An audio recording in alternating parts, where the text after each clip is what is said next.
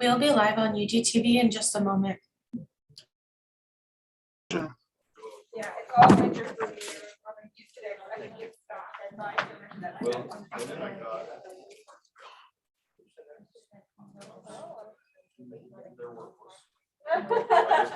Okay, we are live on UGTV as well as state. Greetings.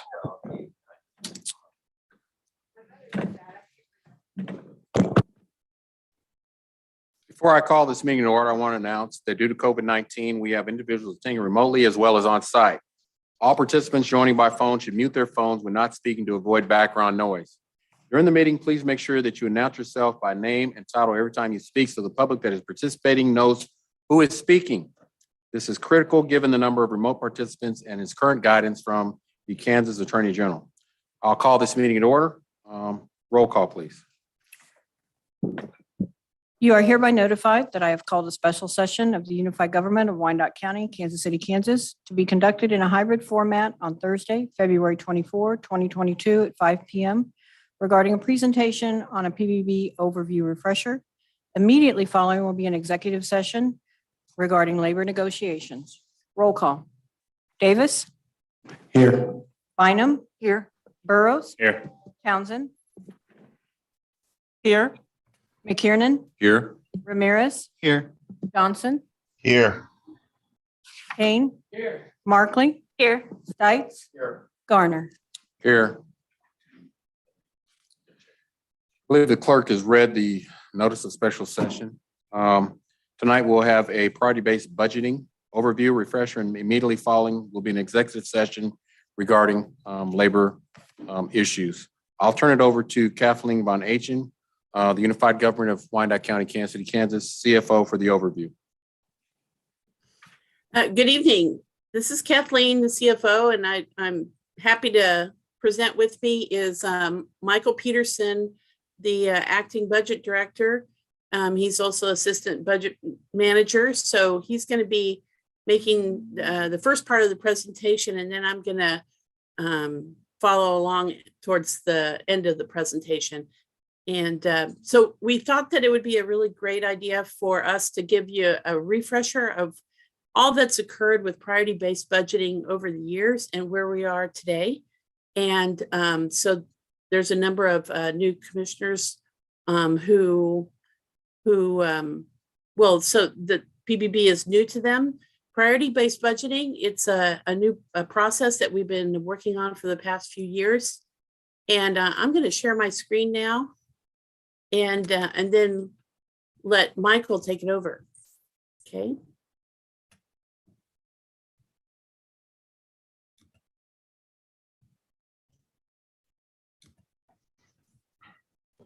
Okay, good evening, Mayor and Commissioners. My name is Michael Peterson. I'm the Assistant Budget Manager. At the present time, Acting Budget Manager for the Unified Government. Tonight we're going to go over just kind of a refresher of what the Pbb process is and what we've done so far. And then Kathleen is going to kind of talk more about where we are today and what our plan is moving forward from here. So what is the Pbb process? So basically, priority-based budgeting, the purpose is to identify the priorities of the community and then to align our current programs and budgets to meet our goals. So you want to go to the next slide, Kathleen? So the first step in the priority-based budgeting process is to identify our why. Why are we in business? Why are we functioning as the unified government? So to answer this question, we need to identify the priorities for the unified government, and then we need to align the programs or services with the results. So some examples of why we are in business as identified by the commission and the organization in the past. A few of the examples of the strategic goals would be something like community health, improving safety or the perception of safety in the community, or to assist with improving infrastructure or maintaining infrastructure. So if you want to click again. So then once we identify why we're in business, We identify how much, we identify the various programs that are across the UG and how much each program contributes towards the strategic goal. So what have we done so far? So starting off priority-based budgeting, basically what we used to start with was we used our financial structure that we have in our financial system. We worked with the departments to identify a program inventory across the unified government. So basically what that means is we asked departments to identify all the different programs and services that they provide to the community and that they provide to the unified government. So in the case of a department such as the police department, it would be like police patrol would be an example, or animal services, whereas finance, some examples might be just doing the annual budget process or accounting or payroll. So, and then after we identified the costs, departments went into the tools. We worked with departments to identify how much each of those programs cost. So all the different personnel positions and non-personnel costs were loaded into priority-based budgeting, and departments were asked to identify what percentage of a person's time or what dollar amount or what percentage of a budget was aligned with each program. So in working with the commission and the county administrator's office, the goals for the organization were identified, and then we worked with departments to score each of the programs that were costed and identified against their strategic goals. Each department was asked to go back with their subject matter experts and work against each strategic goal that the community has and score each program. And after that process was completed, we undertook peer review. And I'm going to go into more of this in detail, but peer review is conducted by forming cross-functional teams across the organization to review and validate the department scores. So whereas the departments were looking at one score or all the different goals for one program, the peer review teams looked at all programs for one goal and tried to align the different scores in a way that was continuous and made sense across the organization. And now, so basically this sets up the basis for the program, the basis for the baseline for what we're doing. And now we're working on the step of analyzing and implementing the data.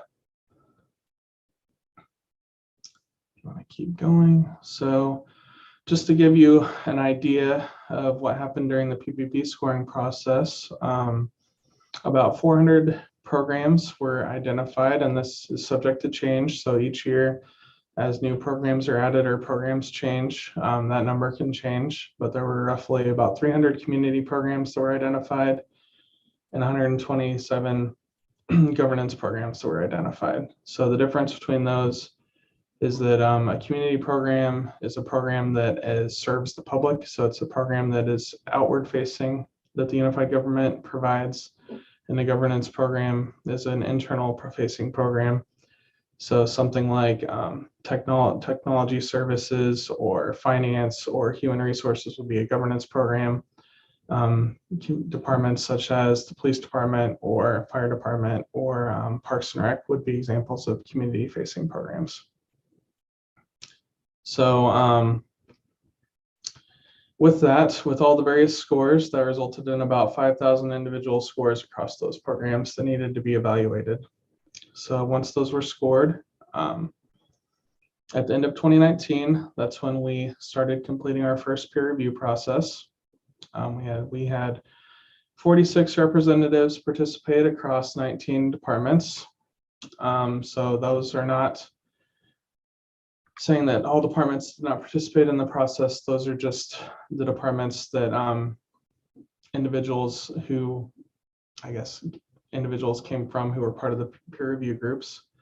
But those 46 people were split up amongst the 7 strategic goals, 5 basic program attributes, and several governance goals. And across the unified government, we spent about 50 hours of meetings evaluating the different scores that the departments scored. Okay. So I think this is a duplicate. Okay. So just to kind of give a review of the goals that were scored. So this is just, I'm sure that this is familiar. This is the strategic goals as identified by the commission. So each program was community program was scored against blight reduction, increasing safety and perception of safety, increasing community health, increasing economic prosperity of the community and opportunity for residents, improving customer service and communication, increasing community cohesion, and improving infrastructure. I'll go to the next one. So the basis of the program scores in the end are 75% against the strategic goals and 25% against the basic program attributes. So each score of each program, 75% of the score, the final score, each program gets one final score. 75% of that score is made up of the different scores as they were reviewed against the strategic goals, and 25. So those are heavier weighted, and then 25% of the score is the scores that they were received for basic program attributes. And all programs were scored independently before they were consolidated into the final analysis. So to give a review of what the basic program attributes are, these are just attributes that each program across the unified government have. So examples of this would be mandate. So is this program required by a higher level of government, or is this program just, is there no requirement or mandate that we perform the program?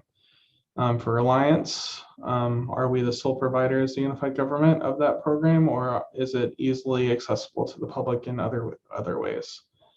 Demand, has demand changed substantially for the program, or is there no change in demand?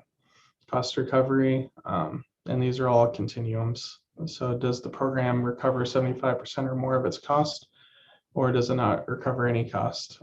Portion of the community served, does it serve the entire community, or does it only target a small percentage of the community?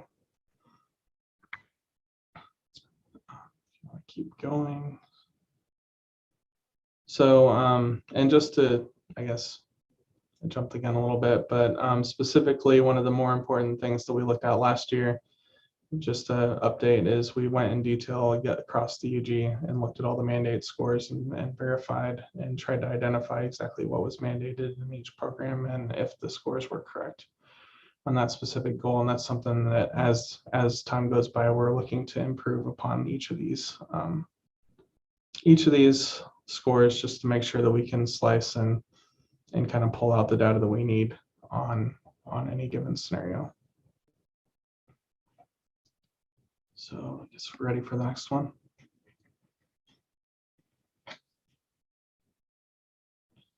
So on the strategic goals for the community, so the departments were given this chart. So within each strategic goal, definitions were defined to assist departments with identifying how well their programs were meeting up against the strategic goals.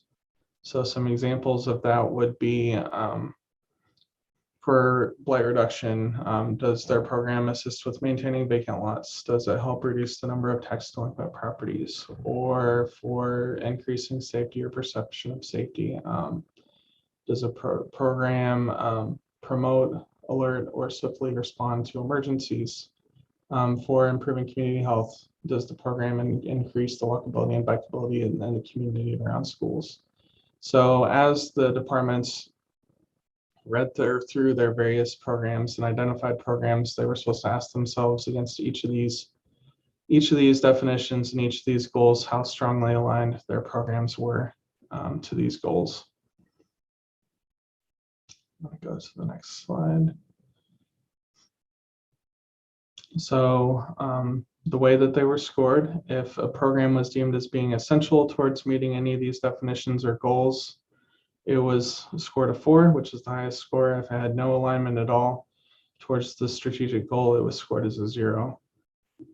And these are the scores that were composited into the final distribution. Which, Kathleen, if you want to go to the next one. Thank you. So the final scores across the entire unified government, the community programs and the governance programs are consolidated together and allocated in quartiles. So basically, the more goals a program scores highly against, the higher the score of the program. The fewer goals the program scores highly as it being essential or strongly aligned with, the less aligned that program is with the priorities of the commission and with the priorities of the community. And so basically the way it's laid out is of all the programs across CG, about 25% of the programs are going to be mostly aligned with priorities, or the highest scoring programs are going to be in quartile 1. Then the next 25% are going to be in about quartile 2, followed by quartile 3 and quartile 4. And so we're going to talk a little bit more about what that means through some strategies, but the goal of priority-based budgeting is to maximize the investment in the community towards the programs that are most aligned with the strategic goals of the community and make the most impact with the citizens' tax dollars. Yes, Kathleen, I think this is where you were going to take over.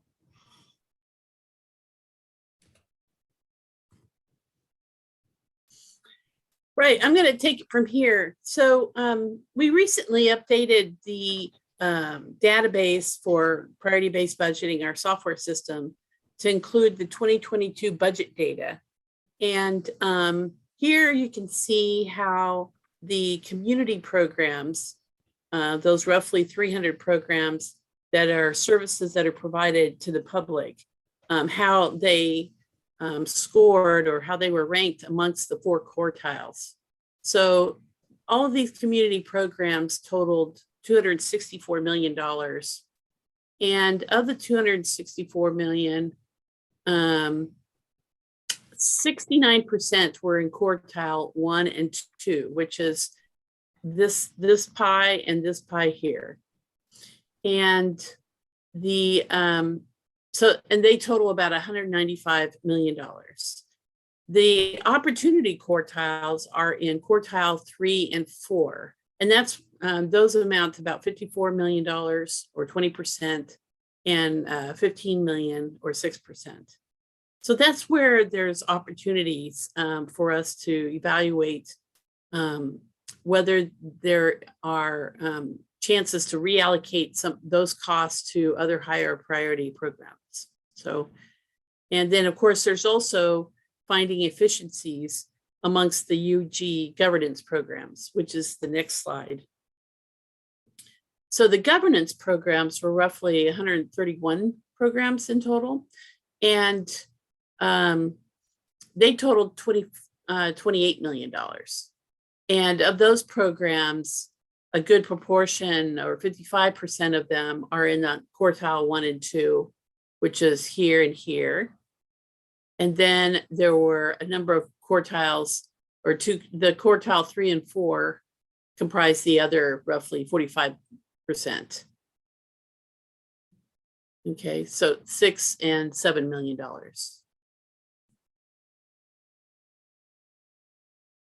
Now, and I did want to point out that in the coming months, as we embark on the strategic planning process that is currently being scheduled, and as we further delve into the priority-based budgeting, process for this year, we're going to share with you what these programs are, specifically what programs are in the 3rd and 4th quartile. But tonight, this is just kind of a refresher. So, now, one thing that Pbb likes for us to frame our view of the budget is to what they call the Pbb Blueprint, how to fund the future. And basically what we're trying to ask ourselves is, do we have new needs? Do we want to launch new programs or enhance current programs? Or do we feel like we have no new needs and we just want to preserve the status quo or seek to lower tax rates or refund funds to the taxpayers? Those are the questions you would ask yourself. And then the next step would be then to decide, well, if there are new needs, or if we want to lower taxes, we need to free up resources in order to do that by reallocating resources. And here's a couple of options or approaches for freeing up resources. We can, leverage with partners or source out services with the private sector in order to free up resources, or we can focus on redundancies. We can can we apply technology to automate or free up human resources? Can we augment our service delivery with volunteers? And then the last one, of course, is service delivery. For those programs less aligned with the results, can we reduce service level or to free up resources? Or can we eliminate services to free up resources? And then the last part here is about fees. Do our fees cover the cost of providing services? Can we insource or provide services regionally for a fee? Or at what percentage does the Unified Government Commission want to subsidize certain programs or charges or services that we're providing? And then there are opportunities for grants. Are we reporting the true cost of services to our granting agencies? Can we recoup additional funding or attain new grant opportunities to fund our operations? And then the very last resort was regarding increasing taxes, or do we have no option left but to raise taxes, or what can we do to reduce taxes, in which case then we would have to come back up here and find services that can be provided more efficiently or at a lower service level. So that's how, just kind of it's a chart that puts it all together, the whole process. So back a couple years ago, we worked with the commission on setting ourselves with some targets. And what we decided was that we don't want to, at a minimum, back a couple years ago, we don't want to have any kind of fee increase or charges for tax increases. And so as a result, we still need to find roughly $15 million across the community programs in order to achieve the target of 5% of the total. So roughly $300 million in community programs, 5% is $15 million. And that was the goal, that was the amount that we set for ourselves 2 years ago to increase our investment in various service delivery increases or new programs. For example, for improving our cash funded street maintenance, for example. So in order to achieve this 15 million, the first thing we were going to look at is reducing service delivery by $10 million, followed by finding efficiencies in the amount of $2.5 million, and potentially freeing up some resources through outsourcing at $1 million. And then lastly, potentially increasing our fees by $1.5 million over, throughout the UG-wide budget. So those three amounted to the 4.5%, and then the fees was about 0.5%. And this is what the target was that we set back in 2020 before the pandemic. And the goal was to achieve this by the year 2024. So we're about to, the pandemic hit. So of course, a lot of things have happened since then. But this is just a reminder of what we discussed a couple of years ago. And we are looking forward to continuing this conversation once we have the strategic planning process, so that we can, update this target and get your feedback on how you want to how do you want to change this going forward? Now, one of the other things we did last year was we held what they call priority-based budgeting insights workshops. And here's kind of an example of the timeline and participation of these insights. And the purpose of the insight workshops was to work with staff down in the department level that had great ideas for how to find efficiencies and to make the unified government provide better services to our residents. And so we started out, we had about 120 UG staff members last January, all on Zoom. And it was facilitated by Eric Keck, who you all met during a follow-up presentation that we gave last year. But first we started out with improving or helping to develop better communication and collaboration amongst all the 120 UG staff members that were on those Zoom meetings.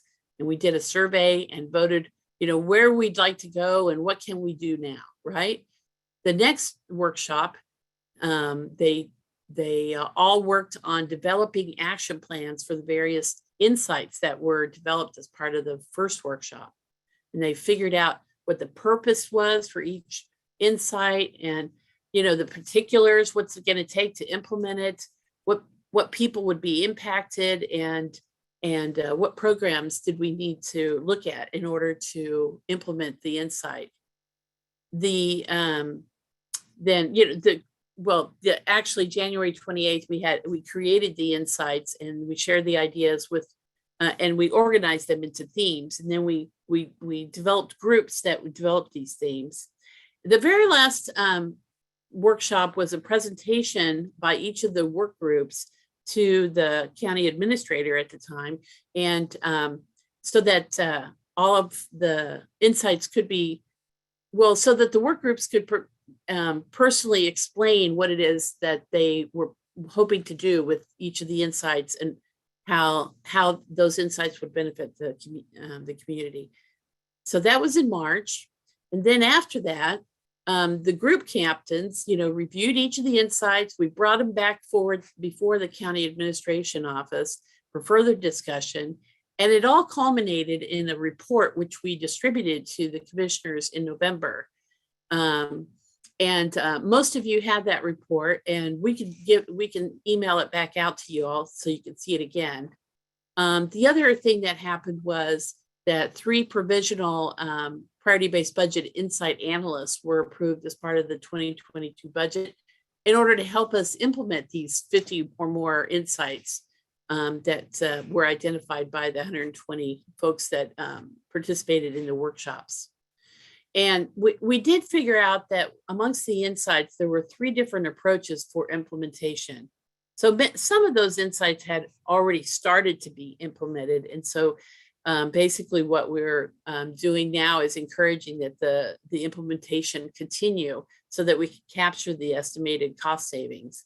And one example is, the implementation of our enterprise resource planning ERP system, switching from Cayenne to Workday is going to provide tremendous efficiency amongst our organization. The second approach is to how can it be implemented and whether we can implement it with current resources. Some of these insights require some money. And so the ones that required startup money were put in the future consideration bucket. So that's basically how we broke up all those insights. But the Pbb Insights analysts that were approved as part of the budget are also within their work plan going to be looking at how can we develop regional partnerships so that we can potentially provide more efficient, centralized, shared services, say with other regional governments in the area. And so that's it. That's all we have. It's a pretty quick presentation, and we're happy to answer any questions. Thank you for the overview. Are there any comments or questions from our commissioners? Commissioner Markley? Thanks, Mayor. I just wanted to kind of this can seem very dry, so I wanted to kind of give some context to how I feel like this came about. Kathleen's like, no, it's not dry. It's wonderful and fun. Really, what brought us to this point was the commission constantly asking, how do we know what the low-hanging fruit is? How do we know which things we're required to do because some state statute requires us to do it or an ordinance requires us to do it, and what things we're just doing because somebody somewhere in the line thought we should do it? And when we have to cut something, how can we as a commission get a better idea of what we can cut and what we can't cut without, really impacting the majority of our community? So this program helps us to make those decisions. We can now look at these scores and we can say these programs have the greatest impact and most of our money should go towards those. These programs have less impact on our community. We should be spending less money on those programs. And if we're spending more money on the programs that are showing as not being a priority, then we need to figure out how we can reallocate our funds. So that's the purpose of all this information. But the other thing that I wanted to say is, and what I think has been amazing, is that this process has required our departments to work with each other across, we talk about silos. They got to work with each other across all those different departments and all those different programs to analyze these different portions of our unified government and the different programs we provide. And I think that's been a great experience for our staff. Maybe staff can talk to that a little bit as well, but I feel like it's been a good experience for our staff and that they've learned a lot about what each other's departments and programs do and how they can work together. And I feel like some of the efficiencies we've found come out of all this data, but some of the efficiencies just come out of our employees sitting down and talking to each other and saying, well, yeah, why don't we do it this way instead? And so not only has it been a great data gathering exercise for us to be able to use the data to make good budget decisions, it's been an amazing exercise just in strategy and in working together and in finding efficiencies for our staff. And I really appreciate all the staff hours that have gone into providing us both with the data and with those efficiencies that came up more organically. So. Thank you, You're Commissioner absolutely Ramirez. right. Thank you, Commissioner. Yes. Commissioner Ramirez. Thank you, Mr. Mayor. Thank you, Kathleen, and thank you, Michael, for your presentation. I second everything Commissioner Markley said. I know when I came on to the commission, we were going full steam ahead on PBB. I remember having our retreat of the stop and go. I will say that one was my favorite exercise that we did because it was amazing to see how many programs we did have that I didn't even know that we had. So I loved that exercise we did. I'm happy that we as a commission, we're finally coming back to the conversation and back to PBB. I know COVID put a stop in us as a commission continuing that conversation. We were just trying to quote unquote hemorrhage the impact of COVID. So I'm happy we're coming back to this, the conversation and moving forward. I think this is a very good program and it's something that we need. The one question I have, because I cannot remember and I'd have to dig through a drawer of information, which insights are actually being currently implemented? I remember them being part of the budget, but I don't remember which ones. Well, so I don't remember offhand. There was like a whole list of them. So I should have refreshed my memory, but for sure one of them is the ERP system.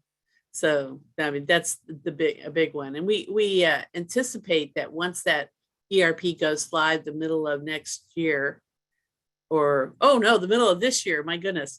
Once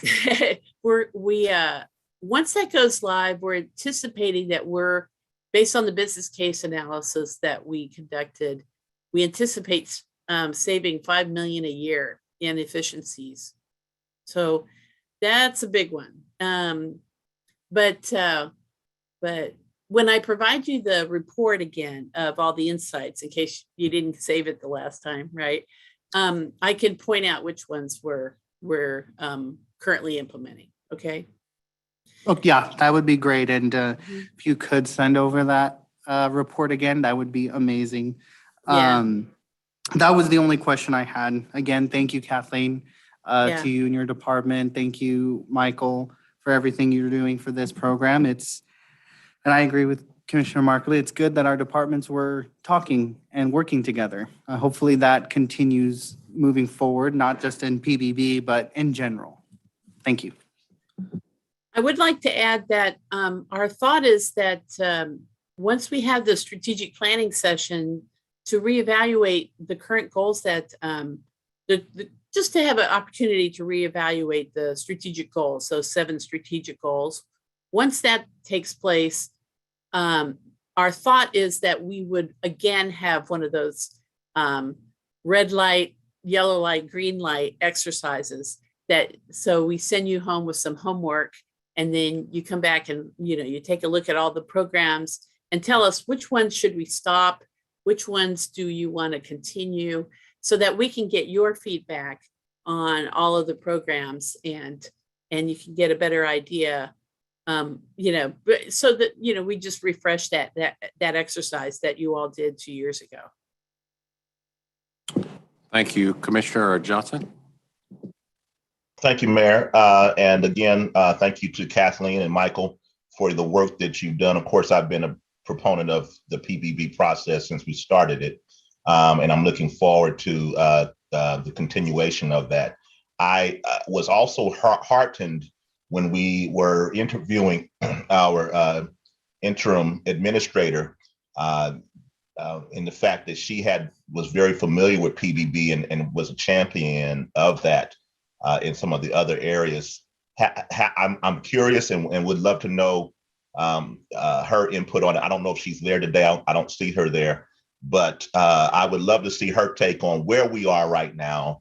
And, I think, there's just different nuances depending on the set of eyes that are looking at the process, and would be very interested to hear.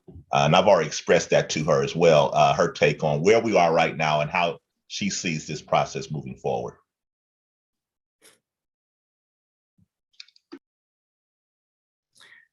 Well, I don't know if she's on or not, but we did visit about priority-based budgeting. And so Cheryl's very up on it. She understands the concepts and knew exactly where we are in this process. So I was thrilled about that too. Yeah. So. And we're definitely looking forward to continuing to make it a bigger part of our budget process each year. So. Yeah. Thank you. Are there any more questions or comments from the commission? Okay, thank you for that overview. At this time, the commission will go into executive session for consultation with our legal team. We have a motion for executive session or to discuss matters related to employer-employee negotiations. Mr. Mayor, I move that the commission go into executive session until 6:45 p.m. to discuss matters relating to employer-employee negotiations regarding the status and future direction of labor negotiations as permitted under the Kansas Open Meetings Act, and that staff designated by the county administrator be present to participate in the discussion, and that we reconvene in open session at 6:45 p.m. here in the 5th floor conference room. Second. Okay, there's a motion by Commissioner McKiernan, a second by Commissioner Markley. Can we have a roll call? Roll call. Davis. Aye. Bynum. Aye. Burrough. Aye. Townsend. Aye. McKiernan. Aye. Ramirez. Aye. Johnson. Aye. Kane. Markley. Aye. Stites. Aye. Garner. That motion. Aye. The commission will reconvene in open session at 7 p.m. for our regular session. Thank you.